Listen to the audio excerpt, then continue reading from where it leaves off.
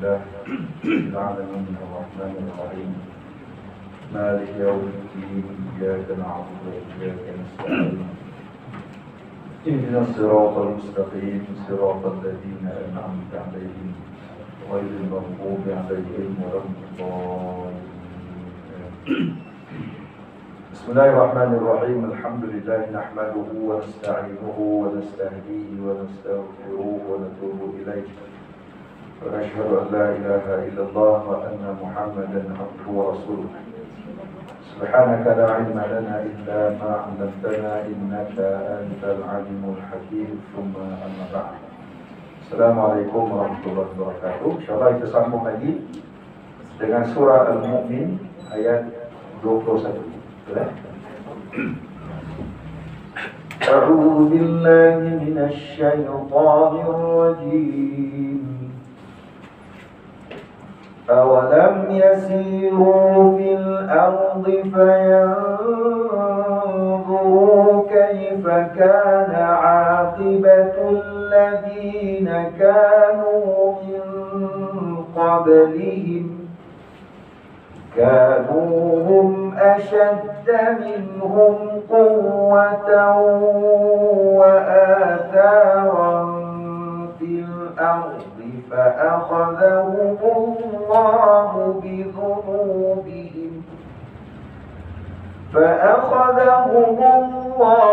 بذنوبهم وما كان لهم من الله من واق. ذلك بأنهم كانت تأتيهم رسلهم بالبينات فكفروا فأخذهم الله إنه قوي شديد العقاب. ولقد أرسلنا موسى بآياتنا وسلطان مبين إلى فرعون وهامان وقارون فقالوا ساحر كذاب. فلما جاءهم بالحق من عندنا قالوا اقتلوا أبناء الذين آمنوا معه واستحيوا نساءهم وما كيد الكافرين إلا في ضلال. وقال فرعون ذروني أقتل موسى وليدع ربه إني أخاف أن يبدل دينكم أو أن يظهر في الأرض الفساد. وقال موسى إني عذت بربي وربكم من كل متكبر لا يؤمن بيوم الحساب.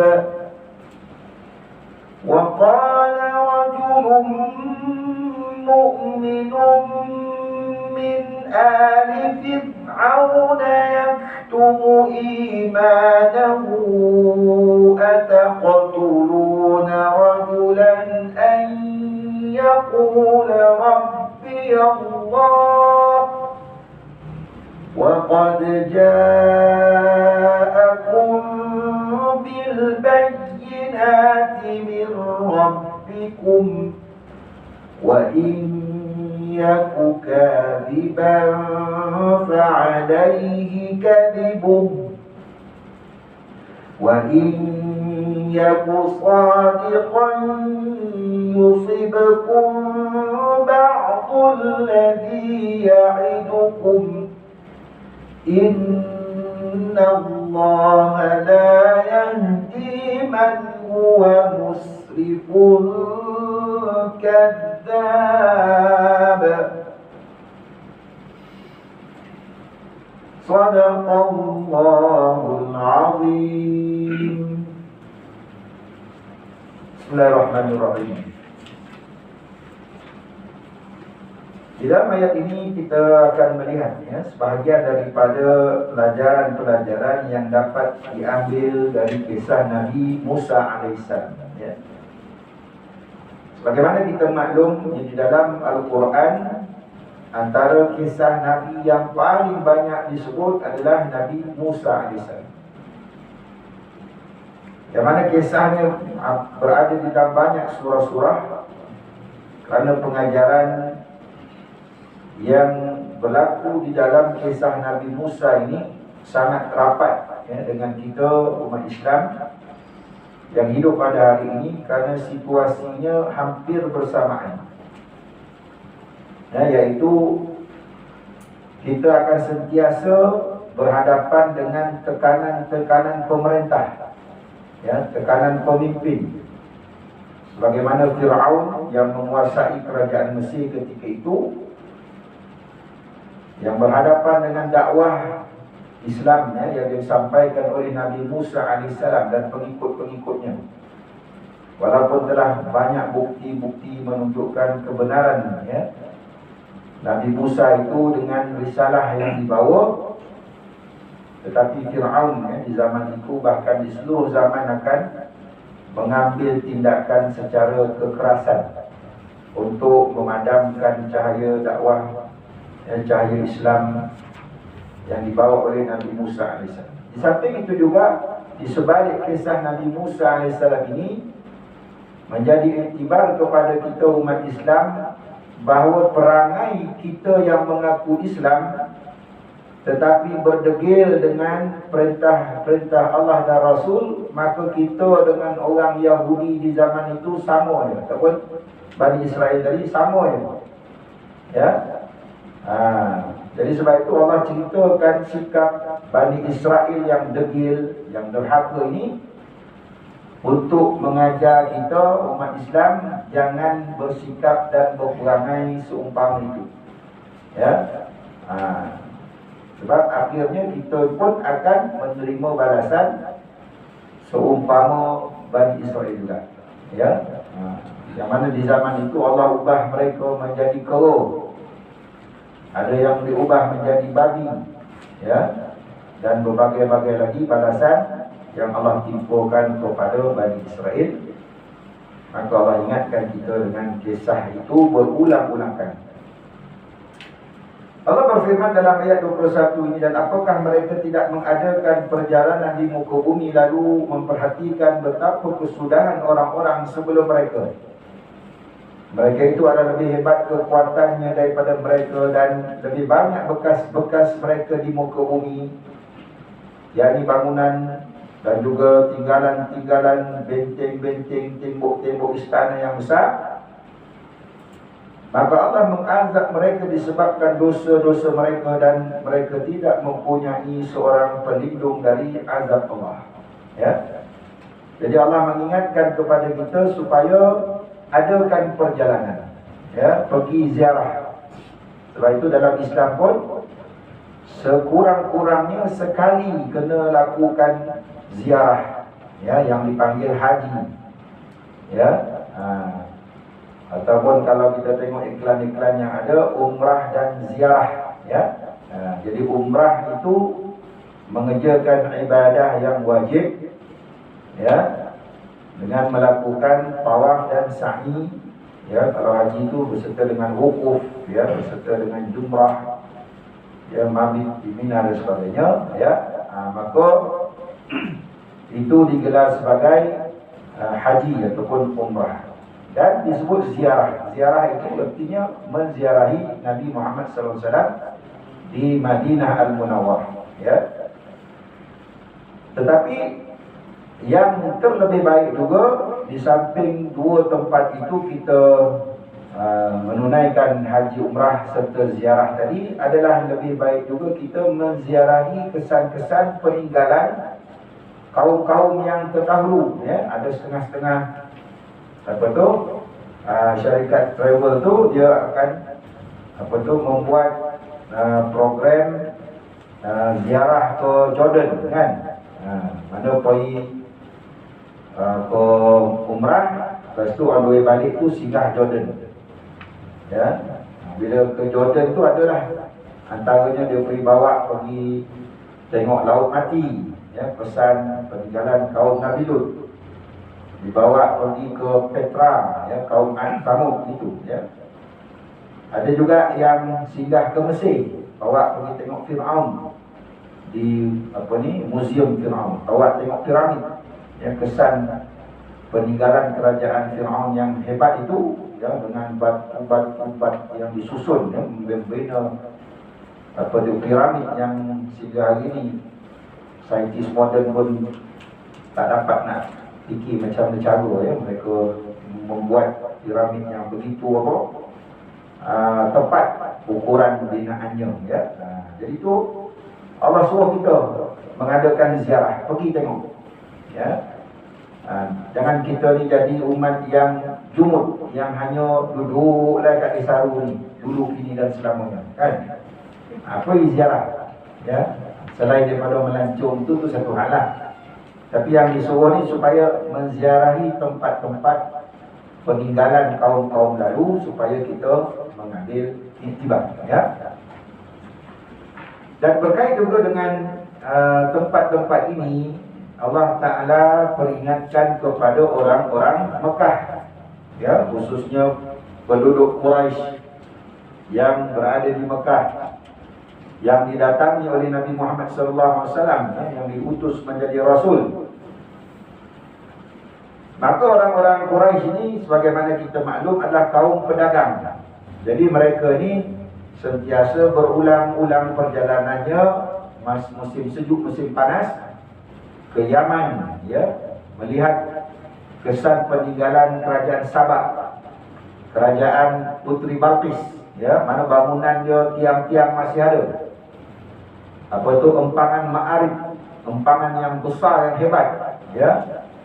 Mana orang-orang Arab Mekah ni akan lalu di Yaman ni, dan mungkin lalu juga di kawasan Parsi, di kawasan kerajaan Iraq, ya, yang ada tinggalan Babylon tu, ya, the Hanging Garden of Babylon, Babil, kerajaan Babil.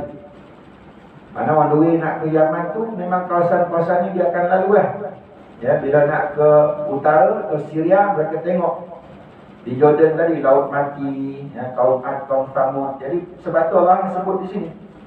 Maka tidakkah kamu berjalan di muka bumi masa kamu pergi berniaga itu, kamu tak tengok kau kesan-kesan kaum Sabak, kesan-kesan kerajaan Babylon, kesan-kesan kaum Ad, Samud, kaum Lut, ya, yang mereka ni mempunyai bangunan yang besar, yang hebat, teknologi yang memang tak terfikir sampai hari ni. Orang di zaman hari ni pun tak dapat fikir. Dia boleh tombok batu besar, batu kerikil tu, dia tombok tu cantik sampai ujung, ya. Tak ada drill lah yang boleh buat macam tu. Dia pakai apa tak tahu, kan.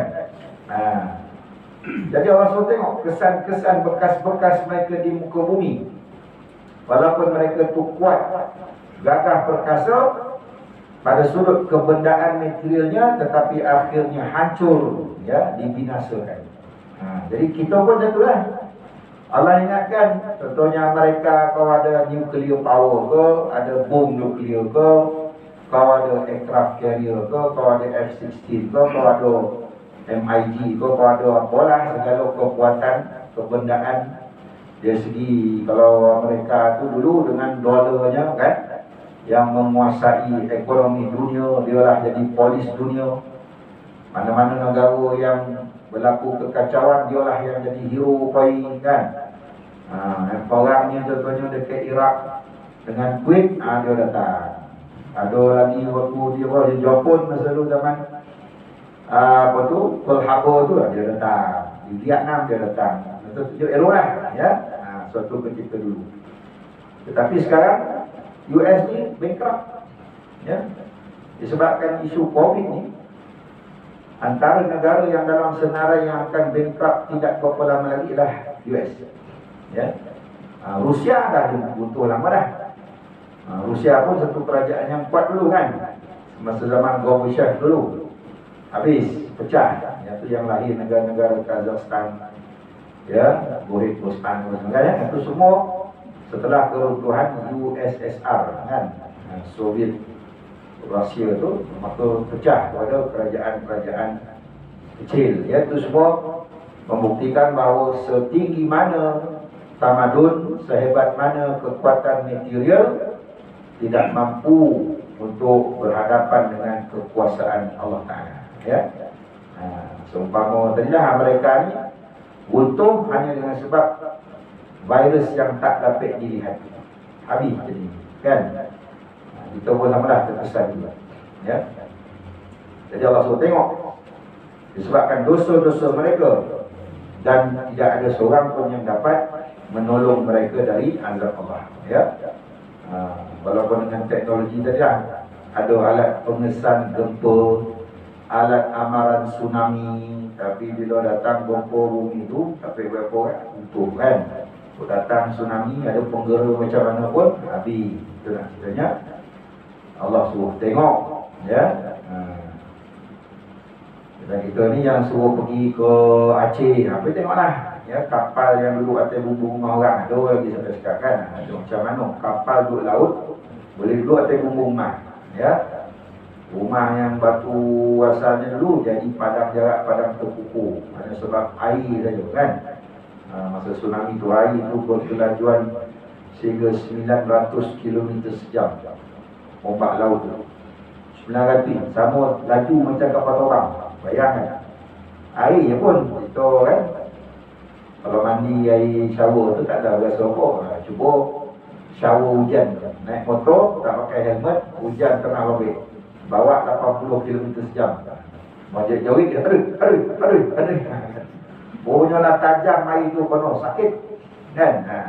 Itu tu baru air hujan, ya, yang tak berapa kilometer sejam sangat, ya. Ini air laut, ya, itu dahsyat. Sebab tu Allah ingatkan supaya tengok, ya. Pergilah ke Aceh tu, pergi tengok terus gambar. Eloklah kan, dah tak nampak dah pasal-pasal tu, tapi sebahagian tu masih lagi, ya, dipelihara oleh kenangan, ya. Yang demikian itu adalah kerana telah datang kepada mereka rasul-rasul mereka dengan membawa bukti-bukti yang nyata, lalu mereka kafir, mereka engkar, ya. Dengan bukti-bukti mukjizat yang telah rasul-rasul tunjukkan itu, maka Allah mengazab mereka. Sesungguhnya Dia Maha Kuat lagi Maha Keras hukuman, ya. Jadi ceritanya azab ini hanya akan datang setelah peringatan demi peringatan disampaikan, ya. Allah takkan beri azab tu tiba-tiba dengan tak ada amaran, tak ada, ya. Memang Allah akan beri amaran. Akan ada, kalau zaman kita ni ulama dah peringatkan, ya, ataupun Allah pernah bagi dia punya amaran awal, ya. Macam saya cerita dulu tentang apa, palu tu kan.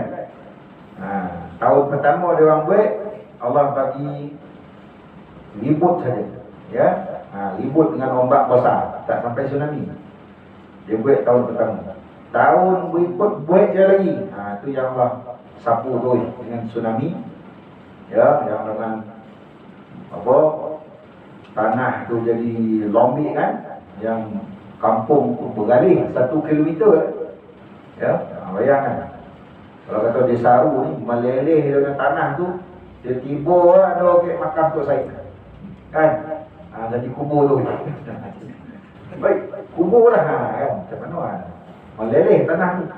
Dia kena tsunami tu, air dia sampai masuk ke bawah tanah, tanah tu dia lombik sampai meleleh, dia berganjak habis, ya.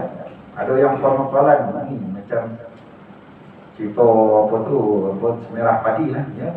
Dia talan dek bumi, dia, air tu apa, bumi tu macam blender, dia sodut kan dia sodok orang masuk Islam je lah. Ya. Karena Allah dah bagi peringatan ataupun melalui amaran daripada para ulama, mereka dogil kita di 3 zaman kita lah ya. Maka datang bala-bala tersebut. Jadi Allah kata dia tu maha kuat lagi maha keras ya siksaan.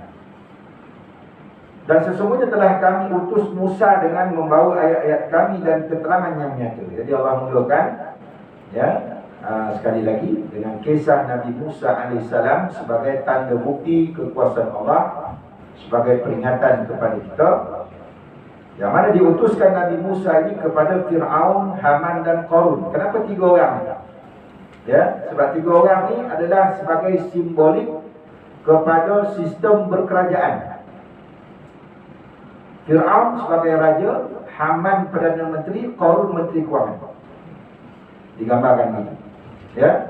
Jadi yang jaga urusan keputusan utama Fir'aun sebagai ketua, Haman Perdana Menteri yang mengurus, dan Qarun walaupun sebenarnya dia bukanlah Menteri Kewangan, tetapi dalam erti berkaitan dengan harta tu dia yang menguasai lah. Ya. Yang mana Qarun ni bukan sebenarnya adalah anak dia pengikut kepada Nabi Musa kan. Dia ni bukan orang Fir'aun, bukan orang Kipti. Bangsa Fir'aun ni bangsa Kipti. Nabi Musa dan kaumnya adalah Bani Israel. Jadi Qarun ni Bani Israel. Tetapi kita golongkan Fir'aun dan Haman ni sebagai pemimpin ya, raja dan Perdana Menterinya, dan Qarun tu sebagai yang menguasai dari segi harta lah ya. Tapi kalau kita simpulkan sebagai bentuk kerajaan macam tu lah, raja, Perdana Menteri, Menteri Kewangan ya, itu kiasannya lah. Jadi Allah sebut 3-3 ni sebab 3 ini yang mempengaruhi ya. Raja yang buat keputusan mempengaruhi rakyat. Sama ada kalau raja tu zalim, rakyat tertindas ya. Kalau Perdana Menterinya tadi buat kerja ya, menguruskan dengan cara yang salah, rakyat teraniaya. Ya, Menteri Kewangannya tadi ya, dengan menggunakan harta itu ya untuk melegakan manusia ke, untuk jadikan manusia ni apa tu cintakan dunia dengan kewangan contohnya kan ya. Jadi ini benda ataupun 3 simbolik ini yang Allah sebut Nabi Musa ini diutuskan ya bagi berhadapan dengan 3 jenis manusia. Dan sesungguhnya telah kami utus Musa membawa ayat-ayat kami dengan keterangan yang nyata kepada Fir'aun, Haman dan Qarun. Maka mereka berkata, ia adalah seorang ahli sihir yang pendusta ya. Jadi tuduhan kepada orang-orang yang menyampaikan dakwah ini ya, dikatakan sebagai ahli sihir, sebagai pendusta ya di zaman Nabi Musa itu. Sebenarnya zaman sekarang pun tuduhan yang sama walaupun dengan bahasa yang berbeza lah ya. Pendusta tu mana bohong lah ya. Contohnya orang-orang yang nak bawa Islam yang betul ikhlas ya, betul ikhlas nak memperjuangkan Islam, nak menegakkan Islam. Padahal ini orang-orang dituduh sebagai menggunakan agama, disebut sebagai penunggang agama ya, digunakan agama itu supaya orang-orang Islam rasa simpati dengan kumpulan ini. Lalu mereka menyokong golongan ini yang kononnya pandai baca Quran, pandai baca hadis. Sebenarnya orang-orang ini gunakan Quran hadis itu untuk mendapatkan kedudukan jadi motor gila, jadi apalah. Dia orang ini semua penunggang agama. Nampak? Itu tuduhan yang pernah diucapkan oleh Fir'aun di zaman itu. Sebenarnya sampai sekarang pun tuduhan itu dilakukan ya. Kalaulah betul contohlah yang tengah Nur ya, Tuan Guru Haji Hadi lah, saya sebut tu terang kan. Kalau dia tu gilokan pangkat jawatan masa naik kerajaan PN ke, ataupun dia menang kan, dia menang betul lah, menang betul majoriti besar di Terengganu tu, patutnya dia pegang jadi Perdana Menteri besar lah. Kenapa dia pergi bagi Dr. Syamsuri tu kan? Kalau betul dia tu gilokan pangkat lah Kan? Dulu kan dia pernah jadi menteri besar kan. Sekarang dia pandang lagi. Dia pula orang yang paling besar lah dia. Ya, patut dia lah jadi menteri besar sekali lagi. Tapi dia tak ada. Dia tu bagilah orang lain. Ya. Nampak? Ya. Kemudian dari segi apa tu? Cadangan-cadangan menteri kewangan, menteri agama dia pun. Ya, kalau dah jadi ahli parlimen boleh demand, tak ada orang layak lah menteri agama. Memang patutnya Persatuan Bola Pingpong ni lah yang layak. Kan, banyak lagi orang kan. Tapi dilantik Dr. Zulkifli Al-Bakri. Tak ada penolong-penolong politik Persatuan Bola Pingpong tu pun dilantik kan. Patutnya apa lah kita yang layak jadi menteri agama. Pasal kita dah berjuang agama sekian lama dah. Jadi dia ada pegang yakin dia nak laksanakan semua hukum Allah dengan bersungguh-sungguh. Tapi tak ada. Nanti Dr. Zulkifli Al-Bakri letak jadi menteri agama. Nampak tak? Jadi tapi itu tuduhan itu tetap akan dikatakanlah ini semua walang online, ini semua apa ni penunggang agama, ya, yang dikatakan tadi sihir tu, pendusta ahli sihir ni maknanya ialah tuduhan yang kata fitnah kan. Sihir ni apa? Benda yang botol dilihat palsu, tali dilihat ulang. Itu sihir. Ya. Bila orang tuduh katalah Persatuan Bola Pingpong ni macam ahli sihir, benda yang nak dibuat tu betul tapi dipandang macam palsu. Nak diperjuangkan agama dengan ikhlas tapi dituduh penunggang agama. Dikalihkan pandangan yang sebenar kepada pandangan yang palsu. Ya, jadi takrifan itu yang kita panggil sihir itulah, ya. Ilmu sihir ni sesuatu yang palsu nampak benar, atau mungkin terbalik, sesuatu yang benar nampak palsu pun sama juga, ya. Jadi itulah istilah itu yang digunakan dulu, ya, sampai sekarang sama.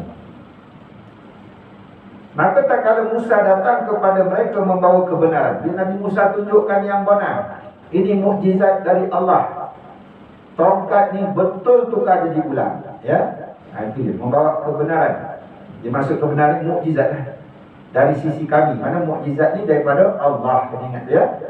Mukjizat ni bukan atas tangan Nabi tu, ya, tetapi adalah daripada Allah Ta'ala yang perintahkan Nabi Musa, wahai Musa, lemparkan tongkat kau, baru tongkat tu tukar jadi ular. Kalau Nabi Musa suka-suka hati, wahai tongkat, tukarlah kau jadi ular, dilemparkan, takkan tu tukar. Ya, itu kita orang faham. Banyak orang menyangkakan bahawa mukjizat itu Nabi itu sendiri yang boleh kontrol. Tak. Ya, Allah kata Nabi Musa, kotukkan tongkat kau kat laut, baru laut tu terbelah. Kalau dia suka hati nak kotuk ya, sampai patah tongkat tu pun takkan terbelah laut tu. Ya, sebab Allah kata Nabi Musa membawa kebenaran dari sisi kami. Mereka berkata, bunuhlah anak-anak orang beriman bersama dengan dia, dan biarkanlah hidup wanita-wanita mereka, dan tipu daya orang-orang kafir itu tidak lain hanyalah sia-sia lagi. Ya, jadi ayat ini bermaksud raja-raja yang memerintah, ya. Kalau zaman Nabi Musa ni, Fir'aun tu sendiri, dia perintahkan semua anak lelaki dibunuh, dibiarkan anak-anak perempuan. Kalau dikiaskan pada hari ini, dibunuh sifat-sifat kelelakian, iaitu yang berani membantah, yang berani menegakkan kebenaran, sifat itu dibunuh, menjadikan semua macam perempuan, takut, diam je. Apa jadi pun tak apalah, sabarlah kita. Nah, itulah maknanya. Ya, jadi dikiaskan. Ya, keadaan zaman Fir'aun itu memang bunuh betul anak-anak lelaki, dibiarkan anak perempuan, tapi maksud kita bagi biar dibunuh sifat kelelakian yang berani menyatakan kebenaran, ya.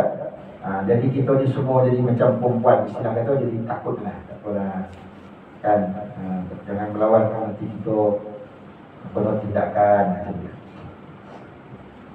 Dan berkatalah Fir'aun kepada pembesar-pembesarnya, biarkan aku membunuh Musa, dan hendaklah ia memohon kepada Tuhannya, kerana sesungguhnya aku khawatir dia akan menukar agama kamu atau menimbulkan kerosakan di muka bumi. Ya, nampak? Caranya tak lain, mesti bunuh. Yang zaman hari dipanggil apa? Membunuh karakter. Mungkin bunuh betul tidak, tapi ada sebahagian yang terbunuh juga.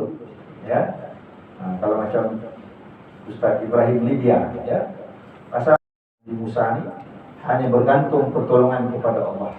Ya, Tuhan yang sebenar. Ya, dia tak bimbang Fir'aun dengan kekuatan macam mana pun. Hanya Allah sajalah yang diharapkan perlindungan dan pertolongan. Ya, sampai masa Allah tolong. Macam kita Malaysia ni juga kan, persatuan bola pingpong ni minoriti je, takkan boleh menang pun sampai bila-bila. Tapi dapat juga 5-6 orang jadi menteri, Timbalan Menteri, dapat mempengaruhi beberapa keputusan-keputusan penting, betul kan? Itu pertolongan Allah. Ya, walaupun logiknya tak dapat kita nak timur. Dan seorang laki-laki yang beriman di antara pengikut Fir'aun yang menyembunyikan imannya berkata, apakah kamu akan membunuh seorang laki-laki kerana dia menyatakan Tuhanku ialah Allah, padahal dia telah datang kepadamu dengan membawa keterangan dari Tuhanmu? Dan jika ia seorang pendusta, maka dialah seorang yang menanggung dosa dustanya itu. Dan jika dia seorang benar, nescaya bahagian bencana yang dikecamnya itu diancamkan kepadamu akan menimpa kamu. Sesungguhnya Allah tidak menunjuki orang-orang yang melampaui batas dari pendusta. Ya, jadi cerita inilah yang menjadikan surah ini digelar surah Al-Mu'min, karena rupanya pada aspek, kalau kita pandang aspek yang jahat, mana ada seorang yang tali barut lah kan, ni kalau pada sudut yang jahat, kita ni nak buat benda baik, tapi dalam kita ni ada tali barut yang menghasut. Ya, ni cerita dia terbalik, mana Fir'aun tu jahat, tapi dalam tu ada tali barut yang baik. Faham tak? Ya, siapa dia tu? Adik Fir'aun sendiri. Adik Fir'aun dia masuk Islam, bini Fir'aun masuk Islam. Ya, adik Fir'aun dia masuk Islam, tapi dia sembunyikan, dia tak bagi tahu dia masuk Islam. Jadi dia cukup pengaruh. Bang, takkan kau nak pergi bunuh Musa tu? Musa tu kan nak angkat kau, bang. Dia pun buat benda baik, dia ajak orang beriman pada Allah. Dia tak ada kata dia nak cabar kerajaan kau pun. Ya, mana tahu kok dia cakap tu betul. Seolah datangkan baloh, kita boleh tengok macam-macam kutu lah, katak lah, laut sungai ni jadi darah, kita boleh tengok.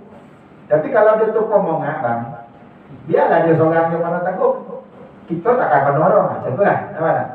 Dia menghasut. Jadi sebenarnya dalam apa ni, dalam jahat-jahat raja ni, sebenarnya ada orang-orang yang macam ni, ya, yang dia berikan pandangan yang memujuk, ya, supaya fikir balik. Ya,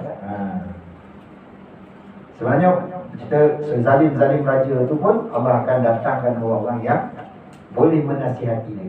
Tapi kalau dia tetap dogil kau hati juga, memang dia akan boleh juga lah, kan? Macam cerita apa tu, kerajaan Rom, Hercules tu dia baik, tapi Montawi dia yang nasihat berjahat. Sebab Hercules tahu bahawa akan datang Nabi Muhammad daripada tanah Arab ni, dia nak ikut. Tapi Montawi dia kata jangan. Ni terbalik lah. Ada raja yang baik, penasihat tak jahat. Ada raja yang jahat, ada penasihat yang baik. Ya. Jadi cerita Fir'aun ni, penasihat tu anak adik dia sendiri yang beriman, dia tolong nasihat, tapi Fir'aun tetap degil, dan tetap juga dia buat usaha untuk menangkap dan membunuh Nabi Musa. Ya, supaya itu logik ni cerita lah, ya. Masih panjang lagi cerita ni, sebab kita akan sambung lagi dalam kuliah kita. Bismillahirrahmanirrahim. Bismillahirrahmanirrahim.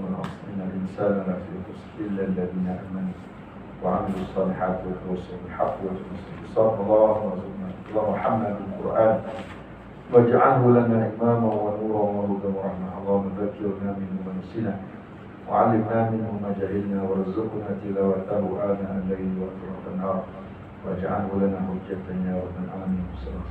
Alhamdulillah.